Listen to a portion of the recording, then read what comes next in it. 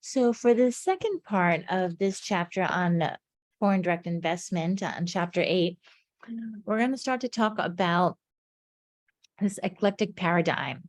It starts here by talking about three complementary perspectives on theories for FDI.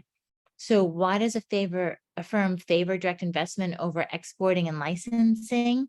Then we're going to talk about why do firms in the same industry undertake for FDI at the same time and favor certain locations as targets for FDI. And then the eclectic paradigm that combines these two perspectives. It also, in other words, it takes the best practices and combines them with a single explanation. So let's work on the first piece. Why does a firm, why foreign direct investment? First, exporting, right? Producing goods at home and then shipping them. That's what exporting is, shipping to the receiving country for sale. Just to clarify, and then also clarifying what licensing is. That's also an option. Granting a foreign entity the right to produce and sell the firm's product in return for a royalty fee on every unit the foreign entity sells. A really good case that they show in the book is about Burberry, how they gave a manufacturer in Japan the rights, and that was all good at first, and they end up opening up all these tons of Burberry shops all over Japan. But then the manufacturer decided to produce all these different types of products that the original owner Burberry didn't agree with, cheaper products, etc. The quality went down, and Burberry just felt like it was losing control, and it didn't have any oversight as to, and it was ruining the message and the brand for them. And so they then decided to take away that licensing agreement.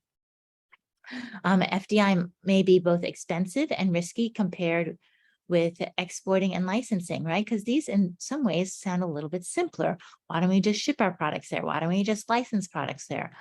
But as we often see in business, right, with higher risk, there's often greater reward. So there's some limitations of exporting. Exporting can be limited by transportation cost and trade barriers. That, right, things can get expensive to ship, and there might be subsidies or tariffs in place that that make the product much more expensive when it's actually arriving at its final destination. When transportation costs are high, right, exporting can really be unprofitable. So if you're shipping things like, Cemex is the Mexican producer of cement, really almost impossible to ship cement, almost impossible to ship the trucks that carry and make the cement, etc. So obviously that would not be valuable for them to do that type of product. And instead, as we'll see, Cemex has become a huge investor in FDI. So if you have a low value to weight ratio, as you do with cement trucks. Foreign direct investment may be a response to actual or threatened trade barriers, such as import tariffs or quotas, as I mentioned. So there are also limitations to licensing. This internalization or market imperfections, internalization theory or market imperfections approach, what this does is it says that licensing could result in a firm's giving away valuable technological know-how to potential foreign competitor. As we started to talk about with JCB at the beginning of this chapter, the case that they had set up a joint venture, but they felt like if they continued with that and they started to give more innovation, more technology to their partner in India, that they would be giving things away. And so even though they were, they shared ownership of the business, it was the same type of idea that they were, not wanting to give all this away to an organization that they truly didn't own completely. This also happened with RCA in Japan.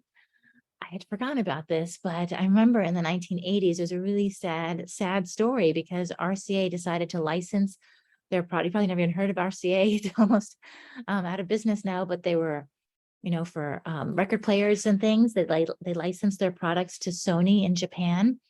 Sony then took that information and that technology, and then they produced underneath their own label, and then they improved upon it and sold it back to the United States as a Sony product, and then eventually ran RCA out of business for the most part. So licensing does not give a firm the tight control over manufacturing, marketing, and strategy that may be required to maximize its profitability. Licensing may be difficult if the firm's competitive advantage is not amenable to it.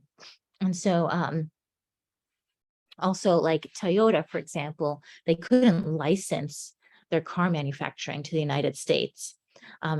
They had to actually own the whole car manufacturing plant in the United States because they have a brand and they have a competitive advantage, which is called lean production. And they're really efficient at manufacturing cars, but they wouldn't be able to license that, not very easily, at least. And they definitely don't want people to steal it. So what are some advantages of FDI? FDI will be favored over exporting when transportation costs are high and when trade barriers are high. FDI will be favored over licensing when the firm wants more control, it wants over its technological know-how, wants more control over its operations and business strategy, and the firm's capabilities are not amenable to licensing. And so again, if you are a manager working for, let's say, a US company, you can go through this little checklist and decide if potentially you would like to license, export, or move towards FDI. So there's some patterns of FDI as well. We'll talk about some strategic behavior here. There was an economist called Knickerbocker. He explored the relationship between FDI and the rivalry in oligopolistic industries. So this is where industry is composed of a limited number of firms, and so it wasn't like unlimited like there are when we make t-shirts, but a handful of different firms, like cars, for example. And so the FDI flows reflect strategic rivalry between these firms, so that we'll see here in this chapter that when one firm goes abroad and chooses a particular location for manufacturing, another firm or competitor will probably most likely set up shop in the same town. Because they feel like they want to have competition. We'll go through it, but they want to have competition. There are probably the advantages to being in that location. They spent a lot of time and effort to find out what is the best location, etc. So it can be extended to multi-point competition when two or more enterprises encounter each other in different regional markets, national markets, or industries. Firms will try to match each other moves in different markets to try to hold each other in check.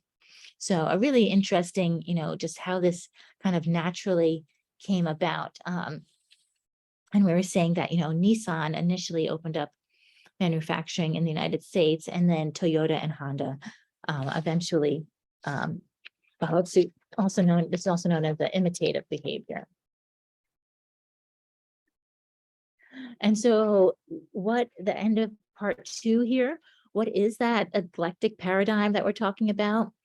An economist, Dunning, he says that in addition to the two previous factors, two additional factors must be considered when explaining both the rationale and the direction of FDI. And again, there are people out there, I swear, who spend their life's purpose helping organizations decide where to invest. I have my best friend from graduate school. This is what she does all day, every day, is she gets hired by different organizations she's really a marketing person, and she helps them set up a strategy and does lots of research as to where the best places would be for their federal direct investment. And so there can be location-specific advantages arising from using resource endowments or assets that are tied to a particular location and that a firm finds valuable to combine with its own assets. Sometimes we see this, like if it's a company related to the oil industry, obviously want to be close to where the oil is. Or if it's an organization that is looking for cheap labor, then they're obviously going to go to Southeast Asia or India. Or Silicon Valley, right, is a place that companies will come to from Europe and all over the world because there's intellectual talent that is there. Japan, Taiwan have huge investments in Northern California because they feel that being close to the Googles and the Facebooks of the world, they will be able to become more efficient and grow their business based on those skills that are in that area of the world. There are also some externalities that we know that we should be aware of. These are knowledge spillovers that occur when companies in the same industry locate in the same area. And sorry, I must have jumped too quickly into Silicon Valley. So these are those externalities. So here's a picture of Google headquarters Mountain View. And so talking about political ideology, this is toward the ideology toward FDI has ranged from a radical stance that is hostile to all FDI to the non-interventionist principle of free market economy. And so, as you can see, really shifted before World War II and after World War II. But between these two extremes, and also in the world, right? Certain countries, North Korea, for example, does not want any FDI in either direction. But then other countries like the United States are much more FDI proponents. But between these two extremes, there's an approach called pragmatic nationalism. The radical view is an instrument of imperialist domination and a tool for exploiting host countries to the exclusive benefit of their capital imperialist home countries. So obviously, these ideas have been in retreat since the 1990s. But this exists in places like, as I mentioned, North Korea, Cuba, Venezuela. There's, since the end of communism in Eastern Europe, there's poor economic performance in countries that embrace this policy, as we see a lot of poverty all over. Oh my goodness, it's hard to even think about it. A lot of poverty all over Venezuela, Cuba, and for sure, North Korea. There's strong economic performance of developing countries that did embrace this capitalism. And right, it still lingers in such countries as Venezuela. But the free market view, this is where international production should be distributed among countries according to the theory of comparative advantage. So where is the best place to manufacture? Then we'll go there. Countries should specialize in the production of goods and services that they can produce only most efficiently, as we've seen in previous chapters. And the FDI by the MNE increases the overall efficiency of the world economy, right? So free markets is the whole idea of this book, making the whole world a better place. What is exactly pragmatic nationalism? This is saying that, FDI is being aware that FDI has both benefits and costs. The benefits that there's an inflow of capital, technology, and skills and jobs to a host country, but the cost is that their repatriation of profits to the home country. So the idea that all the revenues and the money that the company is making then go back to the home country and they don't stay within the host country. And this can potentially lead to a negative balance of payments effect. FDI should be allowed only if benefits outweigh the costs, obviously. There could be a tendency to aggressively court FDI, believed to be in the national interest by offering subsidies. Also seen in competition between the individual states within the United States, right? As you see, right, the state of Nevada has really low taxes. The state of Florida has no income taxes. So different states will do different things to encourage. The state of Texas, right, has been doing really well, taking companies out of California because we have such high taxes here and bringing them to Elon Musk has taken his businesses to Texas for that reason. What's interesting to see that, as you know, Japan blocked FDI until the 1980s, because after World War II, as we've said, they were in a really bad place, and they and it was really important for them to kind of stabilize themselves and not let foreign direct investment into their country, and really to work on their engineering. And so they only imported and welcomed important technologies such as IBM and Texas Instruments.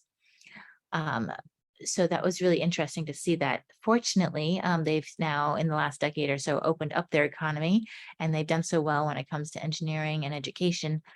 But for a long time, the rest of the world was kind of blocked from reaping the benefits of being able to invest in Japan. I'm going to go ahead and stop here because this is the end of part 2, and I will start again with part 3 in the next video.